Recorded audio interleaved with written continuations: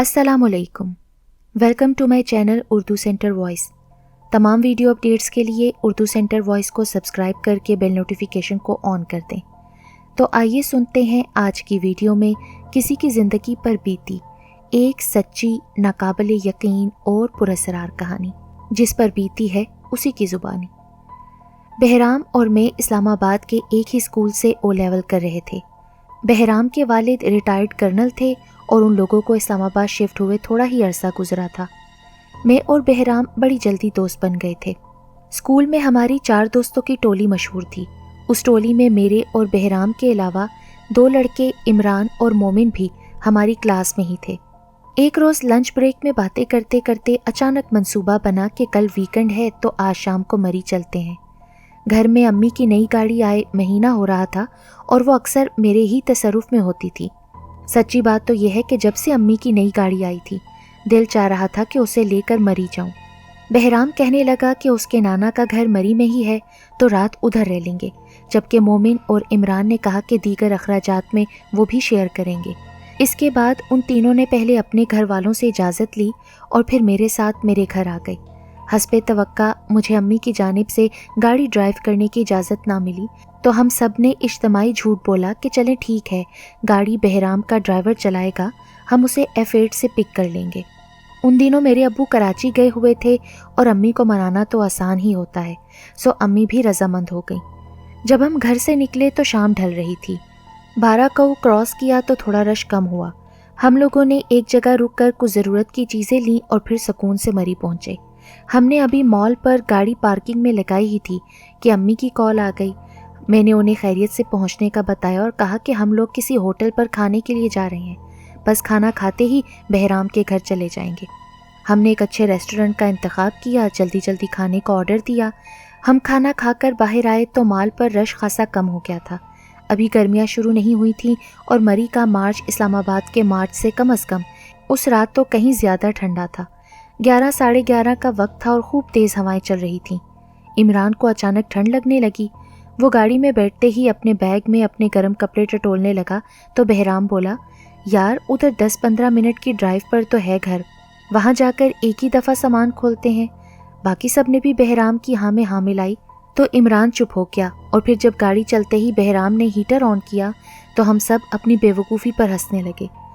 Mall से थोड़ा बाहर निकले तो बहराम रास्ता समझाने लगा। हम कश्मीर पॉइंट की तरफ निकले।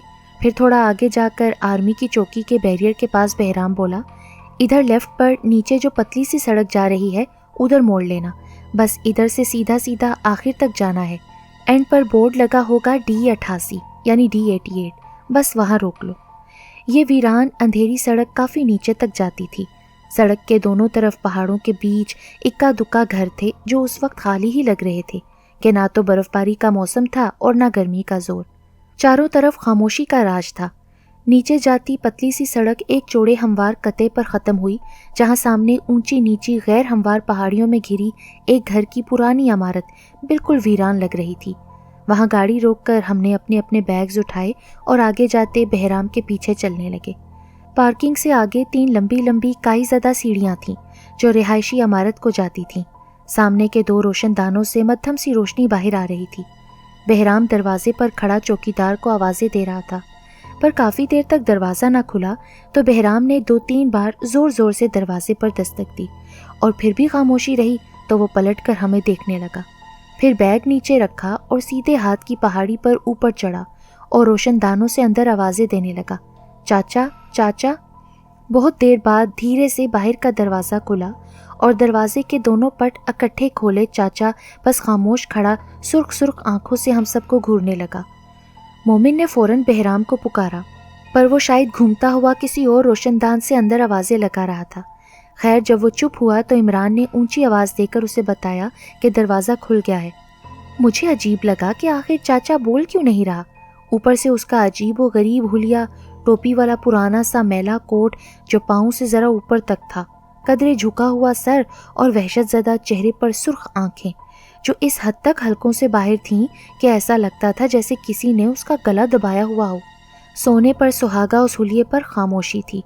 बहराम कूदता फलांगता मेन रोड पर आया तो बोला, चाचा क्या सो रहे थे? हम कब से दरवाज़ा खटखटा रहे थे। یہ تینوں میرے دوست ہیں، ہم رات ادھر رکیں گے، صبح ناشتہ کرنے نتھیا گلی جائیں گے اور پھر ادھر سے سیدھے اسلام آباد چلے جائیں گے۔ اب ہم گھر کے اندر چھوٹے سے لاؤنج میں موجود تھے۔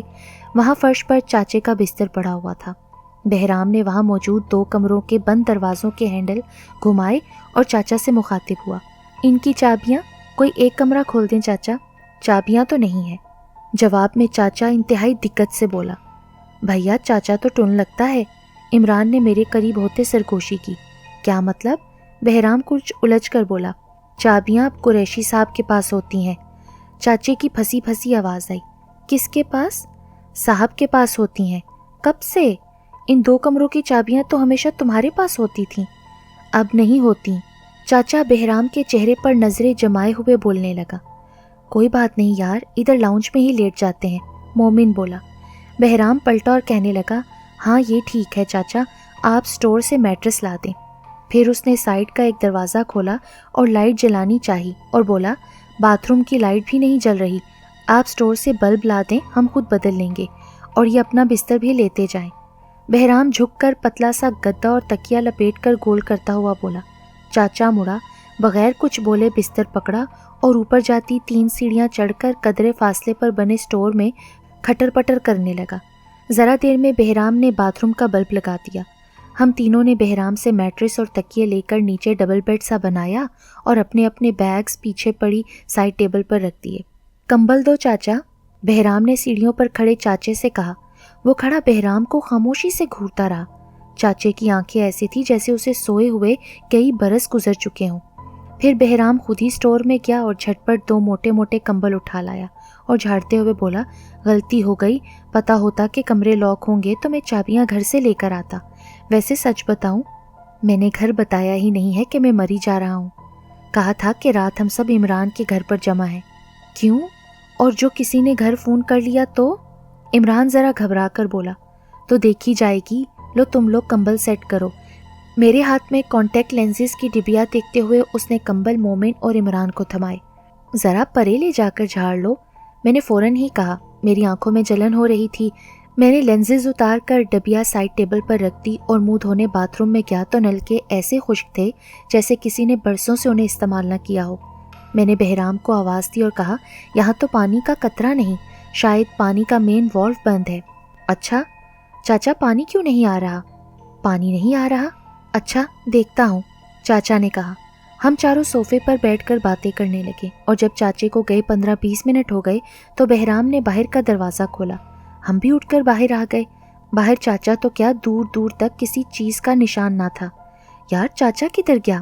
بہرام ادھر ادھر دیکھتا حیرت سے بولا اور پھر اونچی اونچی آوازیں دینے لگا، مگر ہر طرف مکمل خاموشی تھی اور سردرات کی چپ میں ستاروں کی سوالیہ ٹمٹماہٹ تھی۔ بہرام وہ دیکھ، وہ چاچا نہیں؟ عمران کی آواز پر ہم سب دائیں ہاتھ ایک نسبتاً اونچی پہاڑی کی چوٹی کو دیکھنے لگے جہاں چاچا کھڑا کسی عورت سے باتیں کر رہا تھا۔ یار یہ چاچے کا کیا چکر ہے؟ کیا یہ نارمل بھی ہے؟ عمران نے بہرام سے پوچھا۔ ہاں ایسی کوئی بات نہیں، یہ برسوں سے میرے نانا کے ساتھ رہا ہے، نانا اس پر بہت بھروسہ کرتے تھے، وہ کہتے تھے کہ یہ بڑا وفادار آدمی ہے۔ خیر چھوڑو، آؤ مومن اوپر جا کر ہم خود پانی کا والو کھولاتے ہیں۔ بہرام اور مومن پانی کا والو کھولنے گئے تو عمران آہستہ سے بولا، یہ چاچا پتہ نہیں کیا چکر چلا رہا ہے، اتنی ٹھنڈ میں وہاں کھڑا نہ جانے اس عورت سے کیا باتیں کر رہا ہے۔ چل یار ہم تو اندر چلیں۔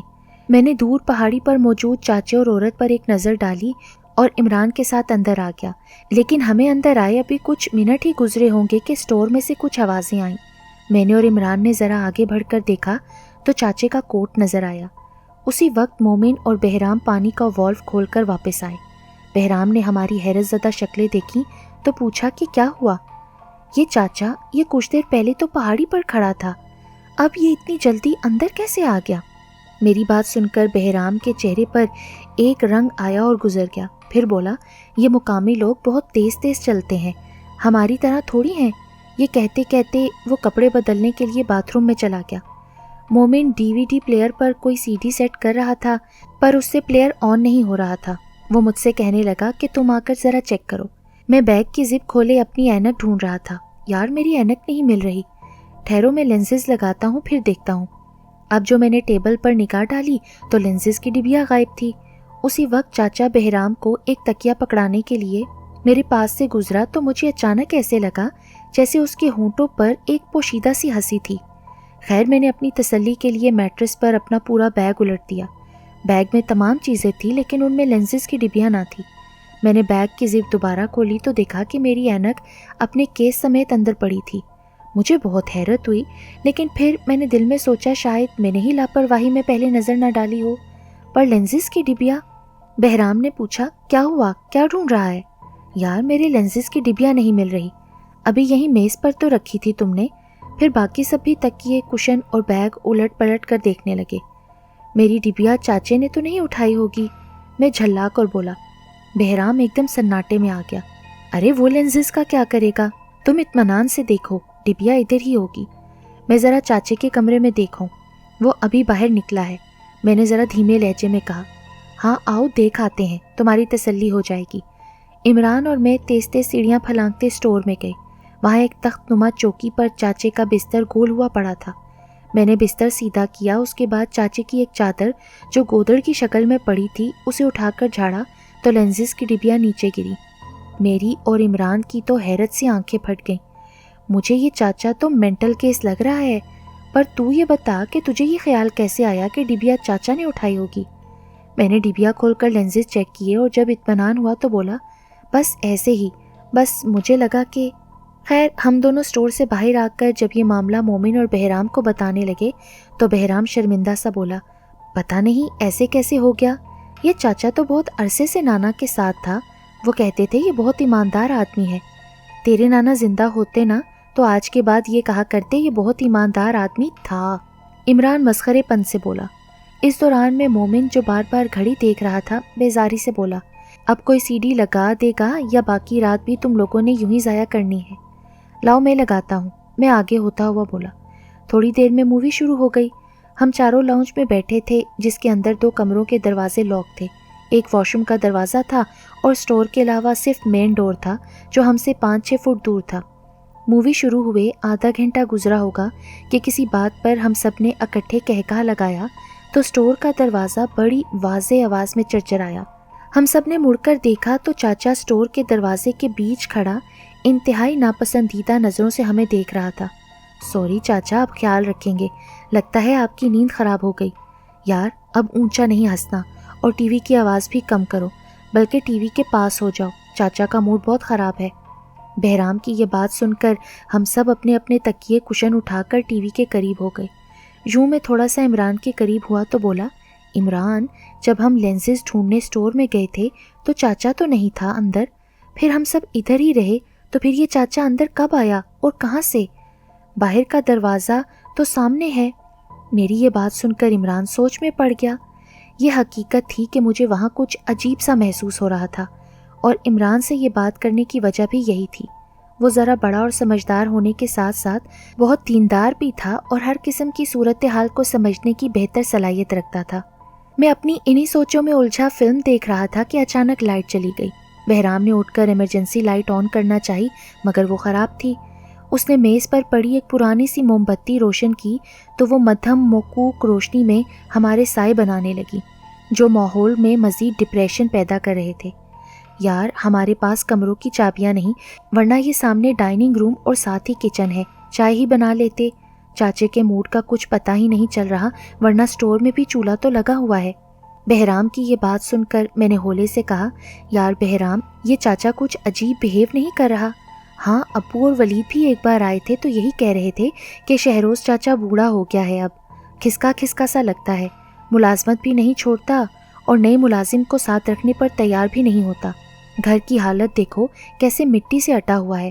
تمہیں پتہ ہے اس بار ابو دوسرا ملازم ساتھ نہ رکھنے کی وجہ سے چاچے سے خفا ہو کر گئے ہیں۔ اس کا موڈ تو اب خراب ہی رہتا ہے، پر آج تو چاچا… ہاں چاچا ڈیمن بنا پھر رہا ہے، عمران نے شوخی سے کہا۔ اور بہرام تو مان لے کہ چاچے کو اندر آتے کسی نے نہیں دیکھا۔ نہیں یار ہم مووی کے چکر میں تھے، پتہ نہیں چلا ہوگا۔ بہرام نے ابھی اپنی بات ختم ہی کی تھی کہ باہر سے کتوں کے بھونکنے کی آوازیں آنے لگیں۔ ان کے حلق سے ایسی مکرو اور دل خراش آوازیں نکل رہی تھیں کہ دل ڈوبتا محسوس ہو رہا تھا۔ इमरान खिड़की की तरफ बढ़ा तो मैं भी उसके पीछे लपका और हमने पर्दा हटाकर बाहर देखा तो बाहर चांद की रोशनी में कुत्ते नीम दायरे की सूरत में इकट्ठे थे। काले रंग के दुबले पतले चमकीली खाल वाले एक जैसे 8 कुत्ते। उनके भौंकने में अजीब सी वहशत थी। इन कुत्तों की आवाज़ों ने तो दिमाग ख़राब करके रख दिया है। मनहूस पता नहीं कहाँ से आ गए हैं। चलो इमरान, इन्हें भगा कर आते हैं। एक तो लाइट नहीं, दूसरे ये कुत्ते। हम क्या यहाँ इन कुत्तों का भौंकना सुनने आए हैं? मोमिन प्लीज़ अब चुप भी हो जाओ और इन कुत्तों को बुरा भला कहना बंद करो। बहराम ज़रा सख्ती से बोला तो सब उसे हैरत से देखने लगे। फिर वो ज़रा नरम पड़ते हुए बोला, वो दरअसल बहुत पहले एक बार वलीद के दोस्तों ने बाहर निकल कर इन कुत्तों को मारा था। तो बहराम हिचकिचाता हुआ रुक गया। वो एक बार हम दोनों भाई अपने कुछ कज़न्स के साथ आए थे। साथ वलीद के कुछ दोस्त भी थे। कुत्तों के भौंकने पर वलीद के दोस्तों को बहुत गुस्सा चढ़ा। उनमें से एक बाहर निकला और जो हाथ में आया वो उठाकर उन कुत्तों को मारने लगा। कुत्ते तो ना भागे पर वो खुद ऊंचा ऊंचा रोने लगा। वो पहले बहुत देर तक ख्वामखा ऊंचा ऊंचा रोता रहा, फिर भागकर उस सामने वाली दीवार पर सीधा सीधा यूं सामने दीवार पर चढ़ गया जैसे कोई छिपकली हो। क्या बात कर रहे हो बहराम, होश में तो हो? मैं तो जैसे चीख उठा। मैं इसीलिए चुप था कि तुम लोग मुझे ही झूठा समझोगे। तो ये कुत्ते यहीं रहते हैं क्या? रहते तो नहीं, कभी कभी आ जाते हैं। चलो यार, माल का चक्कर लगा कर आते हैं। अजीब बेचैनी हो रही है इन कुत्तों के भौंकने की वजह से। देखते हैं कोई होटल खुला हो तो चाय पीते हैं, शायद तब तक लाइट आ जाए। इस वक्त इमरान 1:45 बज रहे हैं रात के। यार मैं अभी चाय पीना चाहता हूँ, मेरा सर बुरी तरह चकरा रहा है। उफ। इमरान दोनों हाथों से अपना सर पकड़ते हुए बोला, आराम से चल रहे हैं, इतने सेंटिमेंटल क्यों हो रहे हो? मैंने उठते हुए उसके कंधे पर धप मारा। सबने अपने अपने लिए स्वेटर कंधों पर डाले। बहराम बोला, चाचे को बताऊं? अरे सोने दो उसे, 10-15 मिनट के फासले पर तो माल है, आ जाएंगे थोड़ी देर में। मोमिन बाहर निकलता हुआ बोला। हम चारों जैसे ही बाहर निकले, गाड़ी के करीब नीम दायरे में बैठे कुत्ते अचानक खामोश हो गए, जैसे रिंग मास्टर ने उन्हें कोई इशारा दिया हो। मुझे चांद की धुंधली सी रोशनी में यूं लगा जैसे वो कुत्ते हवा में हल्का सा तैरते हुए पीछे हुए हों। हम सब गाड़ी में बैठे तो वो सब कुत्ते उठकर इधर उधर हो गए। मैंने गाड़ी स्टार्ट की और तेज़ी से स्टीप पर चढ़ाता हुआ मेन रोड पर आ गया। फौजी बैरियर से राइट हुआ और माल की तरफ जाते जो पहला खोखा दिखाई दिया वहाँ गाड़ी रोक ली। खोखे वाले को चाय का कहकर हम साइड पर बने तवील सीमेंट के चबूतरे पर बैठ गए। नीचे वादी में टिमटिमाती रोशनियाँ घुप अंधेरे में जुगनों की तरह दमक रही थीं। उसी वक्त घने चीड़ के दरख्तों में यख हवा सरसराई और दूर कुछ जंगली जानवरों की आवाज़ें उभरीं।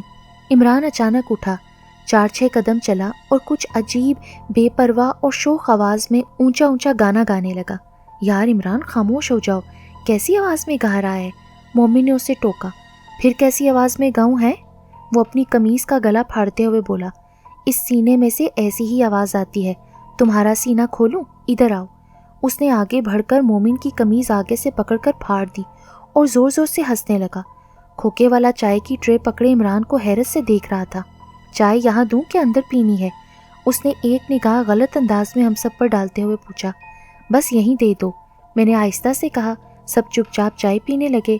चाय ख़त्म हुई तो मैंने कहा, अगर तुम सब मानो तो अपने बैग्स उठाते हैं और वापस चलते हैं। सड़कें खाली पड़ी हैं, ज़्यादा से ज़्यादा घंटा लगेगा। इमरान वैसे ही ऊंचा ऊंचा गाना गाता रहा जैसे उसने कुछ सुना ही नहीं। मोमिन, जिसका मूड इमरान बदतमीज़ी के बाद सख्त ख़राब कर चुका था, उसने आंखों ही आंखों से हाँ में जवाब दिया। बहराम, जो खासा अपसेट लग रहा था, धीरे से बोला, जैसे तुम्हारी मर्ज़ी। इमरान ने फ्रंट डोर खोला और बैठने के बाद शीशा नीचे उतार कर ऊंचा ऊंचा गाने लगा। बहराम और मोमिन पीछे बैठ गए। हम थोड़ा सा आगे गए कि पुलिस की पेट्रोलिंग स्क्वाड गुजरी। हमने जब क्रॉस किया तो रफ्तार डेड स्लो कर ली। यार चुप हो जा, शीशा ऊंचा कर ले, कहीं किसी और मुश्किल में ना फंस जाएं हम। मैंने बैकव्यू मिरर में स्क्वाड को देखते हुए उसको बोला। जवाबन इमरान ने मुझे ऐसी नज़रों से देखा कि बाखुदा में लरस के रह गया। मेरी रीढ़ की हड्डी में खौफ की एक ऐसी लहर उठी कि मैं घबरा गया। वो आंखें इमरान की आंखें नहीं थीं, आंखें चाचे जैसी थीं, बाहर निकली हुई, सुर्ख सुर्ख, जैसे किसी ने उसका गला दबाया हो। मैंने दिल ही दिल में कुरानी आयात का विर्द शुरू किया। कुछ देर बाद हवास काबू में आए तो मैंने सोचा कि अब कुछ देर में इमरान की तरफ देखूंगा ही नहीं।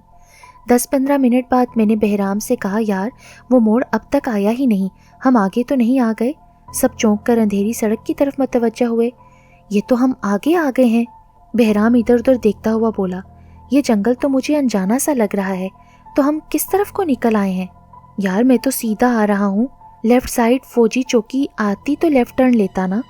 بہرام گہری سوچ میں بولا، گاڑی واپس موڑ لو، اس وقت یوں آگے جانا مناسب نہیں ہے۔ یہاں سڑک بہت ہی کٹی پھٹی اور تنگ تھی۔ میں نے مہارت سے گاڑی موڑ لی۔ ابھی گاڑی پوری طرح مڑی بھی نہ تھی کہ دھم سے آگے دو بندر کودے۔ بہرام اور مومن کی دبی دبی سی چیخیں نکلیں۔ عمران زور زور سے ہنسنے لگا۔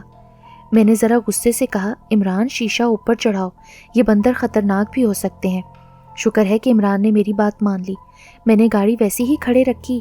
3-4 منٹ بندر آنکھوں میں آنکھیں ڈالے ہمیں گھورتے رہے۔ پھر نیچے کسی کھائی سے مزید بندروں کی چیخو پکار پر دونوں بندر متوجہ ہوئے، اور جیسے ہی انہوں نے کھائی کی طرف 2-4 قدم بڑھائے، میں نے تیزی سے گاڑی آگے نکال لی۔ گاڑی میں ایک سناٹا تھا اور میرے دل کی اونچی دھڑکن گویا میرے کانوں میں بج رہی تھی۔ تھوڑی دیر بعد بہرام بولا، وہ دیکھو سامنے وہ کھوکھا جہاں چائے پی تھی، ادھر سے گاڑی موڑ کر بالکل آہستہ آہستہ چلاؤ، میں موڑ پر نظر رکھتا ہوں۔ کھوکھا بند ہو چکا تھا۔ میں نے سپیڈ آہستہ کرتے ہوئے گاڑی موڑی تو میرے پاؤں جیسے ایکسیلیٹر پر جم کر رہ گئے۔ کیا ہوا، چلتے کیوں نہیں؟ میں نے ادھر ایک سیکنڈ کو یہاں وہ کتے بیٹھے دیکھے تھے، اس سیمنٹ کے چبوترے پر اب تو نہیں ہے۔ مومن ایک دم سے بولا، میں نے بھی دیکھے تھے یار بہرام، آج کی رات بہت گڑبڑ ہے، اللہ کرے ہم خیریت سے گھر واپس پہنچ جائیں۔ مومن کی روحانسی آواز آئی۔ نیچے پان کی دکان، اوپر گوری کا مکان۔ عمران ایسی بھاری آواز میں گا رہا تھا جیسے نشے میں ہو۔ میں نے عمران کی طرف گھور کر دیکھا تو بولا، نہیں پسند؟ یہ گانا تمہیں نہیں پسند؟ چلو کوئی اور گانا گا لیتے ہیں۔ بہرام بولا، یار تم لوگ پریشان نہ ہو، کوئی کتے وتے نہیں تھے، تم لوگوں کو وہم ہوا ہوگا، تم چلو سیدھا، سپیڈ آہستہ رکھو، بیریئر قریب ہی ہوگا۔ اس دوران میں بادل اتنے نیچے اتر آئے کہ دائیں بائیں کے سارے منظر ان میں اوجھل ہوتے جا رہے تھے۔ میں چپ چاپ گاڑی چلانے لگا۔ تقریباً 3:45 بج رہے تھے۔ میں جوں آگے جا رہا تھا دھند بالکل اندھا کرنے لگی۔ میں نے مجبوراً گاڑی سائڈ پہ لگائی، ہیزرڈ لائٹس آن کی اور پلٹ کر بہرام کو دیکھنے لگا۔ ہم پھر بہت آگے آ گئے ہیں۔ یہ جو آرمی سگنلز کا لال بورڈ تھا نا، پہلے بھی ہم اس کو گزار کر آگے گئے تھے۔ مومن بولا، سامان کو دفع کرو، اسلام آباد نکلو یار، مری آئے ہیں کہ کسی ڈیزرٹ میں بھٹک گئے ہیں، ایسے کون سے پیچیدہ راستے ہیں یہاں؟ تم آ جاؤ ڈرائیونگ سیٹ پر، مجھے تو بھٹکانے کا شوق ہو رہا ہے نا تم لوگوں کو۔ میں خاصا غصے میں بولا، کیا ہو گیا ہے یار، تم دونوں کیوں الجھ رہے ہو؟ ابھی راستہ مل جائے گا، تھوڑی دھند چھٹ جائے۔ خلاف توقع عمران بالکل نارمل لہجے میں بولا۔ ہم کافی دیر سڑک کنارے کھڑے رہے۔ اس دوران کسی ایک گاڑی نے ہمیں کراس نہ کیا۔ کچھ دیر کے بعد بادل چھٹے اور منظر کچھ واضح ہوا۔ میں بورڈ پڑھتا پڑھتا بالکل آہستہ آہستہ گاڑی چلاتا بالآخر مین ہائی وے تک پہنچ گیا۔ اللہ جانتا ہے کہ کیسے سب کی جان میں جان آئی۔ میں دل ہی دل میں سوچ رہا تھا کہ یہ عمران کو دیکھو ذرا، ایسا ذمہ دار سمجھا جاتا تھا، آج کیسا رنگ دکھایا ہے، اور یہ مومن دوسری بار راستہ بھولنے پر بس اونچا اونچا رویا ہی نہیں، اور یہ بہرام آتے ہوئے کس قدر چونچال تھا، اور اب اف، گاڑی نہ لاتا تو ذمہ داری بھی نہ ہوتی۔ میں نے سر جھٹکا، اترے تو کم گہرے بادلوں میں گاڑی چلانا ذرا آسان ہو گیا۔ میں نے سڑک کے سائڈ میں ایک صاف شفاف بہتے چشمے کو دیکھ کر سوچا، ٹریک تو پکڑ ہی لیا ہے، ذرا منہ پر پانی کے چھینٹے مار لوں۔ آنکھوں میں جلن سے برا حال تھا۔ میں نے گاڑی سڑک کے سائڈ میں لگائی اور بند کرتا ہوا بولا، میں منہ دھو کر آیا 5 منٹ میں۔ چشمہ جو سڑک کے قریب لگ رہا تھا کافی اوکھی اترائی پہ تھا۔ یہاں پر بادل بہت کم ہونے سے ہلکی ہلکی بارش پھیلی ہوئی تھی۔ میں پتھروں پر کودتا پھلانگتا نیچے اترا اور ٹھنڈے پانی کے چھینٹے منہ پر مارے۔ یخ برف پانی سے جلتی آنکھوں کو کچھ سکون ملا اور ذرا میرے ہوش بحال ہوئے، ورنہ تو گھوپ اندھیری سڑک پر گاڑی چلاتے میرا بھرکس نکل گیا تھا۔ مجھے گاڑی کا دروازہ بند ہونے کی آواز آئی۔ میں نے پلٹ کر دیکھا، وہ تینوں بھی اتر کر ادھر ہی آ رہے تھے۔ گاڑی لاک کر دی؟ ہاں، بہرام نے نیچے آ کر مجھے چابی پکڑا دی۔ ہم چاروں کچھ دیر چشمے پر رکے اور جب اچھی طرح فریش ہو کر اوپر آئے تو سڑک پر ایک چھوٹے سے کھوکے والا کھوکا کھول رہا تھا۔ بہرام نے پوچھا، چائے مل جائے گی؟ کیوں نہیں صاحب، منہ اندھیرے آئے کس لیے ہیں؟ بس چائے پلا دو پھر نکلیں۔ لاہور واپسی ہے؟ نہیں اسلام آباد جانا ہے۔ اچھا، کھوکے والا حیرت سے بولا، دراصل اتنی صبح سویرے عام طور پر لوگ پنجاب نکلتے ہیں، ان کا سفر لمبا ہوتا ہے نا جی، ساتھ ساتھ کچھ کھانے کو ملے گا؟ انڈے ابال دیتا ہوں آپ کے لیے۔ یار بہرام، اب قورمے کا آرڈر نہ دے دینا، بس چائے پی کر نکلتے ہیں، میں انگلی میں چابی گھماتا ہوا بولا۔ سب ہنسنے لگے اور پھر اچانک ہی میری انگلی میں گھومتی چابی تیزی سے گھومنے لگی۔ میں ہاتھ روک کے حیرت سے دیکھ رہا تھا کہ وہ گھومتی گھومتی انگلی سے نکلی اور کچھ دیر میرے منہ کے آگے گول گول گھومتی اونچی ہوتی گئی۔ میری گھبرائی ہوئی حالت پر سب متوجہ ہوئے۔ چابی ایک بگولے کی طرح کچھ دیر میرے سر پر گھومی اور پھر چشمے کے پیچھے کسی کھائی میں جا گری۔ یہ کیا ہوا؟ تم پاگل تو نہیں ہو گئے تھے؟ اتنی تیزی سے چابی کیوں گھمائی؟ بہرام ہذیانی آواز میں بولا۔ ارے میں نے کب اتنی زور سے گھمائی؟ وہ تو خود اتنی تیزی سے گھوم رہی تھی۔ سب خاموش ہو کر مجھے گھورنے لگے۔ تھوڑی دیر بعد وہ تینوں آگے پیچھے چلتے چشمے تک گئے اور موبائل کی روشنیاں ڈال ڈال کر چابی ڈھونڈنے لگے۔ میں بھاری دل سے ایک پتھر پر بیٹھ گیا۔ تھوڑی دیر بعد تینوں وہ ناکام اوپر آ گئے۔ مومن بولا، بہرام مجھے تو لگتا ہے چاچے ڈیمن نے کوئی بددعا دی ہے ہمیں۔ بہرام بولا، مجھے ابھی خیال آیا، میں نے ریسکیو پولیس کو فون کیوں نہیں کیا؟ میں کال کرتا ہوں، وہ کچھ کر سکے تو ٹھیک، ورنہ ابو کو کال کرتا ہوں، ادھر سے تو نکلیں۔ بہرام نے فون ملایا۔ ہمیں حیرت اس بات پر ہوئی کہ کال فوراً ہی مل گئی اور ریسکیو اسکواڈ 10 منٹ میں پہنچ بھی گئی۔ بہرام اپنا اور ہم سب کا تعارف کرواتے ہوئے بولا، میں کرنل زکا کا بیٹا ہوں، یہ ان کے آئی ڈی کارڈ کی کاپی۔ آج رات ادھر اپنے گھر آئے تھے، کچھ دیر پہلے چائے پینے آئے تو گاڑی کی چابی نیچے گر گئی، آپ اگر کوئی ہیلپ کر سکیں۔ ریسکیو اسکواڈ والے بڑی ٹارچ لے کر نیچے چشمے پر گئے، سب نے بہت ڈھونڈا پر چابی نہیں ملی، لیکن یہ ضرور ہوا کہ ان لوگوں کے خصوصی تعاون کے باعث بہرام مین مری اسٹاپ جا کر گاڑی کی ڈپلیکیٹ چابی بنوا کر لے آیا۔ اللہ اللہ کر کے جب ہم اسلام آباد پہنچے تو یہ فیصلہ ہوا کہ پہلے مومن کو ڈراپ کر دیں گے، پھر میں اور بہرام عمران کو اس کے گھر چھوڑیں، کیونکہ اس کی حالت ایسی نہیں تھی کہ ہم اسے باہر کسی جگہ چھوڑ کر نکل جاتے۔ بہرام کو اور مجھے زیادہ ٹینشن نہیں تھی، ہم دونوں گھر والوں سے مسلسل رابطے میں تھے۔ میں نے امی کو بتا دیا تھا کہ میں 2 دوستوں کو ڈراپ کر کے گھر آؤں گا۔ عمران کے گھر صرف آنٹی تھیں، وہ باہر آئیں اور عمران کو جس طرح گاڑی سے اترتے دیکھا تو فوراً پوچھا، تمہاری طبیعت تو ٹھیک ہے نا عمران؟ بہرام دھیمی سی آواز میں بولا، آج صبح سے کچھ بہکی بہکی باتیں کر رہا ہے آنٹی۔ عمران نے پلٹ کر بہرام کو اور مجھے آنکھیں دکھائیں تو ذرا تسلی ہوئی کہ کچھ نارمل ہے۔ میں شام کو تھکا ہارا گھر پہنچا اور دل ہی دل میں شکر کے کلمے پڑے۔ سر درد سے پھٹ رہا تھا اور آنکھیں سرخ تھیں۔ کچھ دیر بعد میں نے امی کو A to Z سب کچھ صاف صاف بتا دیا، اس یقین کے ساتھ کہ امی عام عورتوں کی طرح نہ تو بحث کرتی ہیں اور نہ فوری ڈانٹ پھٹکار۔ میری بات کے دوران وہ فکر مندی سے مجھے دیکھتی رہیں، پھر بولی، ابھی کچھ کھا کر تم سونے چلے جاؤ، جب سو کر اٹھو گے تو تفصیلاً بات کریں گے۔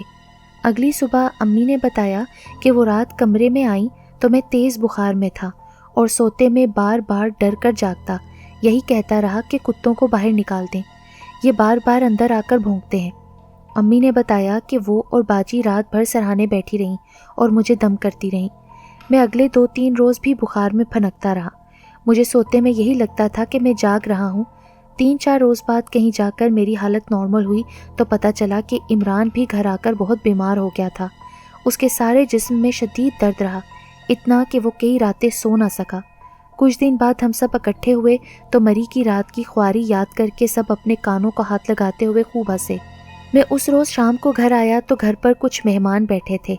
امی نے مسٹر اینڈ مسز کرنل شجاعت کے نام سے ان کا تعارف کروایا، ان کی بیٹی باجی کی دوست تھیں۔ وہ لوگ پہلے بھی آتے ہوں گے پر میری ملاقات نہ تھی۔ اس وقت آنٹی امی کو بتانے لگی کہ کرنل شجاعت مری میں ایک گھر دیکھنے میں انٹرسٹڈ تھے تو ہم اسی سلسلے میں مری گئے ہوئے تھے، واپسی میں سوچا آپ کی طرف ہوتے جائیں۔ یہ تو آپ نے بہت اچھا کیا، اس دور میں مصروفیات ہی کچھ ایسی ہیں کہ وقت نکالنا مشکل ہو جاتا ہے۔ انکل کہنے لگے، ایک کوٹھی بہت ہی اچھی داموں فروخت ہو رہی ہے، یہ کوٹھی مال روڈ سے زیادہ دور نہ ہونے کے باوجود بہت پرسکون لوکیشن میں ہے، کوئی شور شرابہ نہیں، پہاڑوں کے بیچ میں سڑک ہے اور آخر سے ذرا پہلے D87 یعنی D87 ہے، ویری ویل کیپٹ۔ تو پھر بات بنی کوئی؟ امی نے پوچھا۔ بھابھی کوٹھی تو بہت خوبصورت اور آرام دہ ہے، پر مسئلہ یہ ہے کہ اس کے ساتھ والی کوٹھی ہانٹڈ مشہور ہے۔ ایکچولی وہ کوٹھی کرنل زکا کے پاس ہے، وہ میری ہی یونٹ کے تھے۔ پہلے وہ کوٹھی ان کے سسر حیدر قریشی کے پاس تھی، کہتے ہیں قریشی صاحب کی زندگی تک تو کوئی قابل ذکر بات نہیں ہوئی۔ پھر ذرا رکتے ہوئے بولے، میں تو ان چیزوں پر بلیو نہیں کرتا، پر سننا تو پڑتا ہے، خاص طور پر جب عمر بھر تنکا تنکا جوڑ کر گھر خریدنا ہو۔ تو لوگ کہتے ہیں کہ قریشی صاحب اور ان کی بیگم کینیڈا بیٹے کے پاس شفٹ ہو گئے، تو یہ کوٹھی بہت عرصہ خالی رہی۔ بعد ازاں ان دونوں کے یکے بعد دیگرے انتقال کے بعد دیگر جائیداد کے ساتھ یہ کوٹھی کرنل زکا کی بیگم کے حصے میں آئی، پر یہ برسوں خالی ہی رہی۔ کوئی ایک چوکیدار وہاں رہتا ہے جس کی حرکات و سکنات کافی پراسرار ہیں۔ کبھی کبھی آدھی رات کو پہاڑیوں پر کھڑا عورتوں سے باتیں کرتا دکھائی دیتا ہے، کبھی کسی رات وہاں اس قدر کتے بھونکتے ہیں کہ ارد گرد کے رہنے والوں کا سونا محال ہو جاتا ہے۔ میں نے امی کی طرف دیکھا تو امی میری طرف دیکھ رہی تھی۔ انکل ہنستے ہوئے بولے، چوکیدار رات کو عورتوں سے باتیں کرے یا آدمیوں سے، ہمیں کیا سروکار، لیکن کتوں کے بھونکنے والی بات نے پریشان کر دیا ہے۔ ہل اسٹیشن پر بھی سکون نہ ملا تو جانے کا کیا فائدہ؟ لوگ بتا رہے تھے کہ جن روحوں یا بدروحوں کے وہاں ڈیرے ہیں وہ آؤٹ سائڈرز کو پسند نہیں کرتے۔ کچھ لوگ تو صاف صاف کہتے ہیں کہ وہاں کا چوکیدار پوزیسڈ ہے، جنات یا بدروحوں میں رہ کر خود بھی جن ہی بن گیا ہے۔ پھر وہ مجھ سے مخاطب ہو کر کہنے لگا، بیٹے میرا نام تو شجاعت ہے، اس کا مطلب ہے بہادر۔ میں تو گھر لینے کو تیار ہوں، پر نیند کا کیا ہوگا؟ اس بات پر سب ہنسنے لگے۔ آنٹی بولی، شجاعت آپ ڈیلر کو صاف منع کر دیں، اس نے تو ہمیں کوٹھی کے ہانٹڈ ہونے کا بھی نہیں بتایا تھا۔ امی، آنٹی اور انکل تو نہ جانے کیا کیا باتیں کر رہے تھے، اور مجھے بیٹھے بیٹھے چاچا ڈیمن کی آنکھیں یاد آتی رہیں، اور میں سوچتا رہا کہ بہرام نے مری کے نام پر خوامخواہ کی پھنے خانی دکھائی۔ اگر اس روز عمران کو کچھ ہو جاتا، اگر ریسکیو اسکواڈ کے تعاون سے گاڑی کی چابی نہ بنتی تو۔ خیر انکل آنٹی کچھ دیر اور بیٹھے پھر چلے گئے۔ ہم نے اللہ حافظ کے بعد گیٹ بند کیا تو امی بہت سنجیدگی سے بولیں، شکر کرو اللہ نے تم سب دوستوں کی حفاظت فرمائی، یہ زندگی کے سبق ہوتے ہیں۔ میرا دل تو شرمساری میں ڈوب گیا۔ ہم کس ڈھٹائی سے جھوٹ بول کر گئے تھے کہ گاڑی بہرام کا ڈرائیور لے کر جائے گا۔ اگر واقعی اس دن ہمارے ساتھ کچھ ہو جاتا تو ہمارے ساتھ تو کوئی بڑا بھی نہ تھا۔ If, D88۔ تاریک رات میں چمکیلی آنکھوں اور چمکیلی سیاہ کھال والے 8 کتے نظروں کے سامنے آ گئے۔ میں اپنے کمرے میں آ کر بیٹھا اور سوچنے لگا، شکر ہے 8 کتے تھے، اگر 88 ہوتے تو۔